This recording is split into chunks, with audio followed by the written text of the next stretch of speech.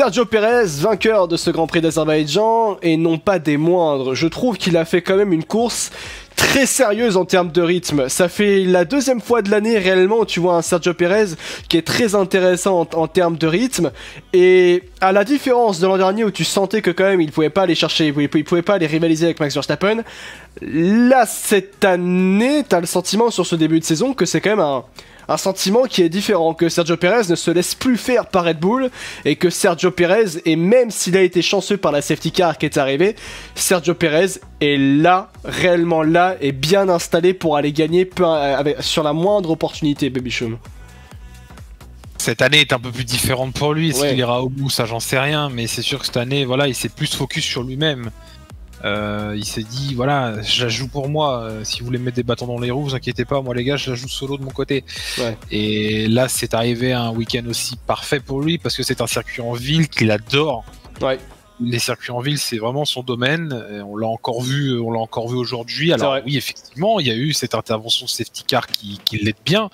Verstappen a sauté Leclerc très très rapidement, mais au final Verstappen n'a pas réussi à rattraper Pérez. Donc Pérez a eu un niveau de pilotage aujourd'hui qui a été bien plus que correct.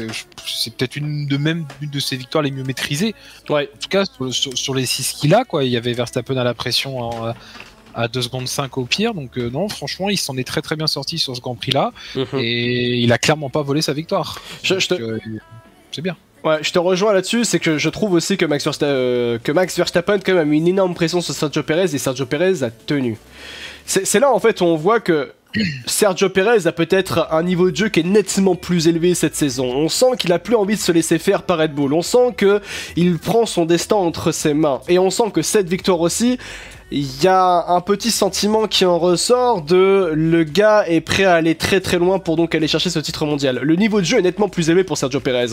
Quand on regarde l'Arabie Saoudite, la manière dont il tient en respect Max Verstappen est assez impressionnante parce que c'est Max Verstappen chez Red Bull. Là, il est en tant qu'équipier de Max Verstappen cette saison une nouvelle fois et il arrive à ressortir du côté de l'Azerbaïdjan un niveau de jeu très élevé, une performance très élevée. Quand on regarde quand même, certes il est chanceux avec la safety car d'une certaine manière si on peut parler de chance, il s'en sort bien par la safety car, mais après faut tenir sur Max Verstappen, hein.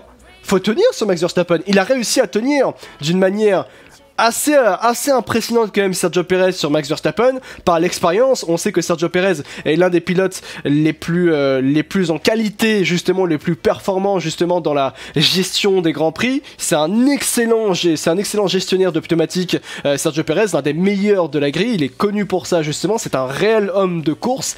Et là, dans ce que l'on a vu du côté de l'Azerbaïdjan, on a vu un Sergio Pérez très sûr de lui, très calme, même s'il est parfois allé un peu toucher le mur d'une certaine manière, mais toujours prendre des risques mesurés, mais des risques assurés. Et ce qu'on a vu de Sergio Pérez aujourd'hui du côté de l'Azerbaïdjan venant remporter ce Grand Prix d'Azerbaïdjan, c'est très très impressionnant. Et je pense que Max Verstappen a compris que le Sergio Pérez de cette année n'allait pas être si simple que ça à maîtriser. Peut-être, et certainement d'ailleurs, Max Verstappen ira battre Sergio Pérez tout au long de cette saison. Je pense qu'il y a de grandes chances que oui, bien sûr. Mais de là à réussir à autant le maîtriser que l'année dernière, ça je ne le pense pas. Parce qu'il faut aussi rappeler que Sergio Pérez a bien envoyé un message à Red Bull en disant « Moi cette année, si vous voulez me mettre dans les bâtons dans les roues, ok, faites-le, mais moi je jouais cavalier seul, si ça part dans cet esprit-là. » Et c'est, il a très bien fait passer ce message à l'issue de la saison dernière quand on se souvient du Brésil. Et ça, je trouve que c'est très intéressant pour Sergio Pérez, et la victoire à Bakou, elle envoie quand même un sérieux message. Est-ce que t'es d'accord un peu avec ça, Baby Choum, le fait que ça envoie un sérieux message? Bah, un sérieux message, je sais pas, en tout cas ça montre surtout que le niveau de Pérez cette saison et l'approche de cette saison-là est différente des autres. Là, il fait une entame de saison qui est quand même excellente globalement, c'est-à-dire qu'il y a eu cette pénalité malheureusement qu'il fait partir en fond gris en Australie, sans ça il est devant Verstappen au classement. Donc là-dessus, il fait jeu égal avec Max au championnat, donc là-dessus c'est un bon point pour lui, c'est une pression aussi certaine sur Max Verstappen. Maintenant, si l'histoire se répète et qu'elle est toujours la même, il y aura un moment où Pérez ne sera plus là, et il sera abonné absent et ne sera plus dans le coup. L'an dernier c'était à partir du Grand Prix de France Silverstone, Angleterre, où je crois que la voiture elle était réellement tournée vers Max Verstappen, tu vois. Voilà, donc c'est pour ça on n'est pas à l'abri à peu près à ce tournant, un petit tournant comme ça durant la saison pour peut-être laisser Max tranquillement souffler pour aller chercher son 3e titre. Mais santé. Mais après, après, pour moi c'est une pression positive aussi. Si on a une saison qui est aussi dominatrice que ça, bah autant que les deux aillent se battre au bout, quoi. Ouais. Clairement, ça mettrait au moins un minimum d'enjeu dans cette saison, et je pense que tant que Pérez aura les capacités, les moyens et la confiance nécessaire, il répondra présent, et puis il lâchera pas Max dans tous les cas, il se donnera à fond. Ouais. Il se donnera à fond. Malheureusement pour lui, c'est pas un calendrier avec 24 courses en circuit urbain, quoi. Mais on va y venir, hein, bien sûr. Ce sera plus compliqué pour lui, mais voilà, c'est une victoire quand même très importante pour lui, pour Red Bull, et bien joué. Non, franchement, sa course-là, il l'a bien maîtrisé, donc franchement, il n'y a pas grand-chose à dire. Il a été propre, il a tapé une fois le mur au T15, ok, mais il a su contenir Max. Tu sais que ça montre aussi que Verstappen attaquait bien derrière. Hein. Ça, il a eu des relâches pour réattaquer, pour tenter. On a bien vu aussi au niveau des meilleurs tours en course où voilà, Verstappen poussait beaucoup derrière, mais bon, au final ça n'aura pas suffi face à Perez, tout simplement. Ouais, c'est vrai que ça n'aura pas suffi, mais c'est vrai que je trouve que la victoire de Perez ça rend quand même un sérieux message, parce que bien sûr t'as Max Verstappen qui mettait beaucoup la pression sur Sergio Perez tout au long de ce Grand Prix. Il a tenté différentes tactiques de se reposer un peu Max Verstappen pour ensuite remettre une couche et remettre la pression sur Perez, mais à chaque fois Perez a répondu à Verstappen. Finalement ce Grand Prix n'était pas si ennuyeux que ça, qu'en fait quand tu regardes à l'intérieur de ce Grand Prix, certes bien sûr de l'extérieur quand tu regardes le Grand Prix c'était rompiche, oui ça on est d'accord, mais en fait quand tu regardes tu vois un petit peu comment la course de Perez s'est passée, un peu comment Verstappen un petit peu s'est passé, tu comprends que pour les deux c'était réellement pas de tout repos, et ça s'est vu effectivement comme tu l'as dit quand Perez est quand même allé à taper à certains moments du côté dans certains virages, dans les murs, pour vraiment être mis sous pression par Max Verstappen, mais il a tenu. Chris le dit dans le chat, les circuits non en ville arrivent après Miami surtout, tu l'as effectivement dit. Il faut rappeler que bien sûr que allez, il y a 6 victoires en Grand Prix pour Sergio Perez en carrière, mais c'est un homme des circuits urbains, Sergio Perez, un homme excellent des circuits urbains. Il a remporté dans sa carrière le Grand Prix de Monaco, excusez du peu, 2 fois le Grand Prix d'Azerbaïdjan, donc c'est déjà sur 6 victoires en Grand Prix dans la globalité de sa carrière, ça en fait déjà 3. Il a gagné quoi aussi ? Singapour. Il a gagné le Grand Prix de Singapour aussi, donc ça fait 4 victoires en Grand Prix. Et il a gagné Bahreïn, l'Outer Track. Et qu'est-ce qu'il a gagné la dernière ? Il a gagné quoi ? Il a gagné... J'en ai 5 là au total. Il m'en manque une dernière. Et j'en ai une dernière. Mais c'est quoi la dernière ? Il a gagné ce con là. Il a gagné, attendez, il a gagné 2 fois. Jeddah, mais oui, bien sûr. Ah oui, Jeddah. Mais oui, il a gagné Jeddah, bien sûr. Il a gagné Jeddah là-bas. Il a gagné Jeddah aussi, bien sûr. Donc ça fait qu'en gros, il y a Sergio Perez sur les 6 victoires en Grand Prix qu'il a, s'il y a qu'une seule victoire qui est sur un circuit routier, voilà, on va dire un circuit routier, non c'est pas le bon terme.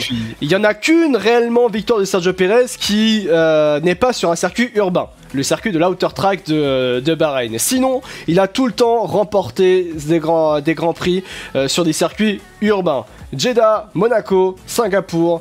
Et à chaque fois j'en oublie, c'est toujours fantastique ça. C'est vrai que Sergio Perez pourrait peut-être aller en Formule E, hein, parce que finalement du moins il irait performer. Voilà, il irait performer. Après vous me direz, la Formule E c'est très compliqué à maîtriser bien sûr. Il y manque que Miami. Eh ben il gagnera Miami, voilà, il gagnera Miami. Bon, il gagnera Miami, autant vous le dire. Et d'ailleurs petite anecdote quand même, hein. Et il n'a qu'une seule pole position Sergio Perez en carrière, si je me trompe pas. T'as une ou deux? Et c'est dans les mains, je crois qu'il en a 2, mais il y en a une, la première c'était quand même à Jeddah. Arabie Saoudite. Arabie Saoudite aussi, la première pole position. Ah, il a fait aussi. Et il a fait aussi... les deux. Ah d'accord, ok. Bon bah voilà. Ouais. Pour vous dire à quel point c'est quand même fantastique ce qu'a sorti Sergio Perez dans la globalité de ce Grand Prix. Max Las Vegas aussi va gagner. Oui, bien sûr, très certainement, mais il y a aussi, ça montre aussi le sang-froid que peut avoir Sergio Perez entre les murs quand même. Hein. Ça montre aussi la lucidité de ce pilote. Aller gagner quand même sur un circuit urbain, c'est pas donné à tout le monde, il y en a qui n'aiment pas les circuits urbains. Lui, il arrive à avoir ce sang-froid nécessaire, Sergio Perez, par l'expérience qu'il a aussi bien sûr en Formule 1. On rappelle que Perez, la première saison en Formule 1, je crois que c'est 2011 ou 2012 avec Sauber. L'expérience qu'il a lui permet d'avoir ce sang-froid nécessaire, même s'il peut être considéré comme un pilote numéro 2 chez Red Bull. Tu vois là où je veux en venir par rapport à Carlos Sainz par exemple. Oui. Bien sûr, ça c'est clairement l'estampillé pilote numéro 2 Red Bull. mais il faut clairement pas lâcher, il faut clairement pas se laisser faire. Il sait qu'il est à la fin d'une ère dans tous les cas, sa fin est proche. Ouais. Clairement, sa fin en F1 est proche, et s'il y a une opportunité de jouer le titre, même s'il ne le gagne pas le plus tard possible dans la saison, il va foncer sur l'occasion, et c'est parfaitement logique. Maintenant, comme j'ai dit tout à l'heure, le calendrier, c'est pas que des circuits en ville. Donc on va l'attendre aussi sur les circuits dits plus classiques, à ce niveau-là, de savoir ce qu'il va être capable de faire face à Max. Parce que je pense qu'avant tout, pour Red Bull, l'objectif cette année, c'est de faire P1, P2 aux pilotes. Ouais. Clairement, c'est ce que Red Bull recherche à tout prix. Donc il faudra quand même qu'on ait un Pérez performant tout au long de la saison. Ouais. Au moins un Pérez du niveau de ce début de saison, quoi. Kevin qui me dit Leclerc aussi, je trouve qu'il est très rapide sur les circuits urbains. Bien sûr, il est rapide sur les circuits urbains, plus précisément, je pense, sur le circuit comme Bakou. Voilà, Bakou, c'est quelqu'un de très très fort, Charles Leclerc. Sur d'autres circuits urbains, on peut quand même laisser voir. Il s'est notamment fait battre quand même par. Il était en bataille pour la victoire à Singapour avec Perez, non? Ou c'était Sainz l'an dernier? C'était Carlos, je crois. Ouais, c'était Carlos, bon, c'est pour ça qu'il a pas gagné, Carlos. Le principal adversaire des pilotes, c'est eux-mêmes, nous dit Kevin. C'est vrai, bien sûr, c'est aussi la fiabilité aussi le principal adversaire des pilotes d'une certaine manière. Il y a Monaco aussi également, où il a été très très fort aussi, Perez, bien sûr. Il a su user de sa ruse aussi, on peut dire ça. Mais c'est vrai que dans la globalité, la bataille qu'il peut y avoir pour le titre entre Verstappen et Perez, est-ce que tu crois réellement à une certaine bataille interne? Parce que quand tu ressors quand même de l'Azerbaïdjan, tu te poses quand même cette question, à mon sens. Tu peux te poser cette question. Tu sors du 4ème Grand Prix et tu vois le classement pilote, tu te dis ouais, t'as envie d'y croire. Mais quand tu connais le giron Red Bull, quand tu connais comment ça fonctionne, tu te dis finalement bon, c'est peut-être qu'un mirage, c'est peut-être qu'un faux espoir qu'on nous donne là, et que Perez sera vite cantonné au rôle de on donne tout pour Max et puis basta, et on te donne plus aucune chance. Ouais. Donc à voir comment Red Bull va gérer cette situation, parce que après moi je suis un peu aussi un petit peu d'avis de Charles justement. C'est ok là, Max et Checo ont poussé sur ce Grand Prix, mais pour moi ils étaient pas encore à fond. Pour moi ils étaient pas encore à fond, c'est-à-dire que pour moi ils en ont encore sous le pied. Cette Red Bull en a encore sous le pied, tu vois. C'est une possibilité. Donc, je crois un petit peu ce que Charles dit à ce niveau-là, parce que c'était tellement d'une insolence folle que là, c'est limite qui roulait le coude sous la portière comparé à la concurrence. Ouais. C'était assez insolent, quoi. Donc, ils vont être loin devant tous les deux sur certains tracés, comme on l'a vu aujourd'hui. Maintenant, il y a un moment, il va falloir que Red Bull prenne une décision aussi, je pense. Concrètement, parce qu'il y a eu le traumatisme de certaines écuries. Est-ce que Red Bull veut vivre un clash entre les deux en cours de saison parce qu'un tel ne l'a pas laissé passer l'autre, ou parce qu'il y a un micro-contact, ou tout ça, tu vois. Donc c'est pour ça l'espoir de voir les deux jusqu'au bout pour le titre. Ouais. Maintenant, est-ce que ça se fera? J'ai un peu de mal à le croire. Ouais, c'est vrai. Soldier se dit 3 mois d'attente. Pour ça, le format de week-end a empêché les autres écuries de se rapprocher de Red Bull sur les setups. Merci beaucoup en tout cas, Soldier pour ton immense soutien, ton prime des familles. Exclamation sub, les amis, pour devenir un exemple pour la communauté, tout comme les désormais et toujours, bien sûr, Zolderix. OL qui nous dit Max sera toujours avantagé car c'est le plus jeune, mais c'est surtout parce que c'est la pépite de Red Bull Racing. Bien sûr, le seul ennemi de Red Bull, c'est la fiabilité et personne d'autre, nous dit Alex. Red Bull a 93 points d'avance sur Aston Martin au constructeur. Aston Martin qui a terminé 4ème et 7ème, si je me trompe pas d'ailleurs, de ce Grand Prix, avec Alonso 4ème, qui a été très très fort, bien sûr. Max Verstappen, si on se penche aussi là-dessus, il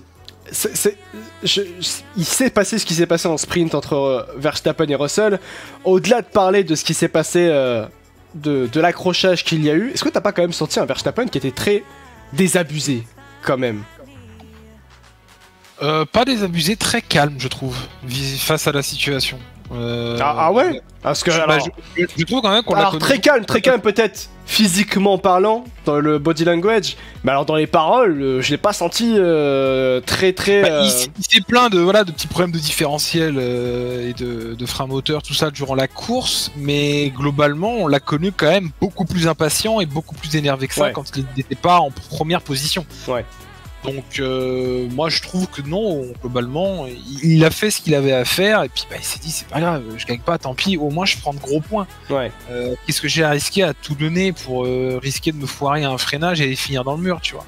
Donc non, au final j'ai trouvé posé, j'ai trouvé sensé, réfléchi sur cette course. il s'est dit que bon bah voilà, il allait pas aller toper Perez, bah autant sécuriser cette deuxième place. Ouais. Et encore, il avait pas forcément besoin vu le gap monstrueux qu'il y avait avec Charles derrière. Donc non, moi j'ai trouvé un Max relâché, relaxé, sans pression, enfin un Max calme, un Max double champion du monde, quoi, tu vois. C'est vrai, mais même par rapport, quand tu fais par contre référence à ce qui s'est passé en sprint, avec l'accrochage qu'il a pu avoir avec Verbal, bien sûr avec George Russell, là t'as le sentiment que c'était là où il était très désabusé, en fait. C'est là où je voulais en venir. Désabusé par rapport à une situation où, bon alors après il peut avoir la mémoire sélective, encore une fois, bon ça c'est un débat, mais après surtout, et ça montre justement qu'en Formule 1 c'est fait ce que je dis, pas ce que je fais. Et sans ça, en fait, j'ai trouvé Max Verstappen très désabusé de la situation, dans le sens où il en a beaucoup parlé quand même, hein. Énormément parlé, Max Verstappen, hein, de ce qui s'est passé avec George Russell, en changeant les mots, en devenant très virulent. Il a été très agressif, et peut-être même plus agressif que ça dans le passé aussi. Enfin, oui, enfin, ouais.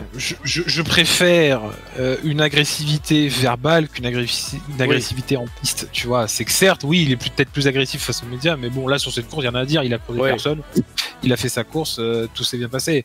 Après, si tu veux vraiment revenir sur le contact avec Russell, bah oui. Alors, sachez que moi, je trouve que Verstappen a raison. Je pense que toi aussi, t'as raison, Babichon. Je pense qu'il a raison. Oui, bah, on va dire je suis un peu plus du côté de Verstappen, même si je n'oublie pas évidemment toutes les crasses qu'il a pu faire les années passées quand il était tout jeune, chez les premières années chez Red Bull. Raikkonen s'en souvient encore notamment, donc tu vois, même Hamilton, hein, je cite pas Hamilton, mais évidemment c'est logique. Mais là, sur ces situations-là, bon, oui, ça peut se comprendre qu'il soit énervé, ça endommage sa voiture, ça lui prive d'une potentielle victoire ou voire même d'une deuxième place face à Charles, donc on peut comprendre qu'il soit énervé. Et puis c'est surtout, il faut aussi se mettre dans le contexte où il se parle à peine descendu des voitures. Ouais, l'adrénaline est très haute. Hein. T'es encore dans le vif, t'es encore dans le chaud, et forcément que tu vas dire des trucs qui vont peut-être dépasser ta pensée, ou tu vas dire quelque chose de différent de ce que tu pensais vraiment. La semaine prochaine, tu les retrouves à Miami, et ils sont tous les deux limite avec le sourire, tu vois, c'est oublié, c'est du passé, tu vois. Donc c'est pour ça, il faut aussi un petit peu remettre dans le contexte. Mais bon, c'est sûr que le fait de tout jouer sur une sprint comme ça, bon, c'est vrai que c'est un peu dommage. Ouais, c'est vrai, je te rejoins là-dessus, c'est que il y a surtout une chose, c'est-à-dire que Verstappen sur Russell, Verstappen a totalement raison de venir voir George Russell et d'être et de demander des explications. Voilà, en fait Verstappen a raison d'aller demander des explications à George Russell. Après l'embrouille verbale qu'il y a pu y avoir, c'est le jeu, c'est de la Formule 1. Tu l'as très bien rappelé, il sort de voiture, l'adrénaline est encore à un très haut niveau, et il y a l'embrouille verbale, et il y a la petite insulte d'ailleurs de Verstappen à George Russell. Après c'est vrai que les explications de George Russell, elles sont pas folles, hein. Oh, j'avais pas de grip. Bah, tout le monde n'a pas de grip en fait, hein. Tout le monde n'a pas de grip, donc tu dois te laisser de la place. Et c'est pour ça que moi je rejoins Max Verstappen. Je comprends pourquoi Max Verstappen est allé voir George Russell. Et personnellement, je suis même d'accord avec Max Verstappen sur la situation. Russell devait laisser plus de place et n'avait peut-être pas à être aussi agressif s'il savait qu'il n'avait pas de grip. Et en plus, qui plus est, Verstappen est très énervé parce que je rappelle qu'il a pété la voiture de Max Verstappen aussi. Et il l'a aussi envoyé dans le mur. Et il ne faut pas l'oublier aussi. Donc c'est pour ça que Verstappen est très énervé, et ça se comprend, et je peux comprendre les propos de Max Verstappen par rapport à la situation, même s'il a été virulent. Et je vous cache pas que quand on aime l'entertainment, on remercie Max Verstappen, parce que venir dire que George Russell c'est une petite princesse et que George Russell est un peu stupide de dire certaines choses en disant qu'il ne comprenait pas pourquoi Verstappen était aussi énervé, voilà, l'entertainment, on aime ça. Voilà, bien sûr. Merci beaucoup Lo, merci beaucoup, ça fait extrêmement plaisir. 6ème mois, ça fait extrêmement plaisir. Merci beaucoup d'être une exemple pour la communauté 6ème mois. Bien sûr, j'espère que tu vas bien. Lo, qui était d'ailleurs, il me semble d'ailleurs en Australie, pour le Grand Prix d'Australie, qui est donc bien revenu, qui a dû être toujours en décalage horaire. Ça, je le pense aussi. Donc il n'y a que Max qui a le droit d'être limite en piste. C'est pas ça que je dis. Je vous rappelle que les pilotes, c'est faites ce que je dis, pas ce que je fais. Que Max Verstappen a peut-être une mémoire sélective par rapport à tout ce qu'il a fait par le passé, sur Lewis Hamilton, on s'en souvient en 2021, sur Kimi Raikkonen notamment, on s'en souvient, tu l'as dit effectivement Baby Choum, sur plein d'autres pilotes. Mais en Formule 1, c'est très simple, c'est faites ce que je dis, pas ce que je fais. Moi je peux faire quelque chose, et vous pouvez venir vous plaindre de moi, mais comme vous me faites la même chose aussi, aussi bien sûr, voilà. C'est ça. Tant pis. Voilà. Non, Donc mais c'est un peu ça. C'est pas la même lot, désolé, tu dois confondre sûrement avec Mekalo. Bah c'est pas toi Lauriane? Je confonds peut-être avec une Lauriane, excuse-moi. Je confondais pas avec Mekalo. Arsène, salut à toi Arsène, j'espère que tu vas bien. En tant que tifosi, je peux l'affirmer haut et fort, c'est le premier week-end de la saison, je ne suis pas en dépression. Toi aussi, Baby Choum? Ça va? Ah mais moi ça va, moi je te dis, moi cette année, je regarde. Ah mais là, tu veux que je te dise vraiment ma pensée là? Vas-y. Là, la P3 je l'ai prise, j'étais limite en train de dire à Lewis, vas-y passe-moi Saints. Tellement c'était drôle à voir. Pardon. Mais moi je prends, ouais, ce week-end là je prends voilà, le podium, moi là clairement je le prends, mais je n'en attends pas plus. On reviendra peut-être après quand on parlera un peu de Ferrari et d'Aston Martin, on parlera un petit peu des circonstances aussi de ce podium, est-ce que le papy Fernand a pu sortir aussi. Mais oui, c'est au moins voilà, un podium, on peut dire qu'enfin cette saison, on a eu sur 4 courses un week-end où ça se passe bien. On a eu un peu de bonheur. Ouais, bah bonheur, ouais, mais voilà, ça se passe bien quoi. Ouais. Ça a été optimisé, le résultat maximal qu'on pouvait obtenir c'était une P3, on a obtenu une P3, très bien. Ouais, ça c'est la suite. C'est vrai, effectivement. Bah d'ailleurs, on va parler de Ferrari, tiens, puisque là on a un peu parlé de tout du côté de Verstappen et de Red Bull dans la globalité.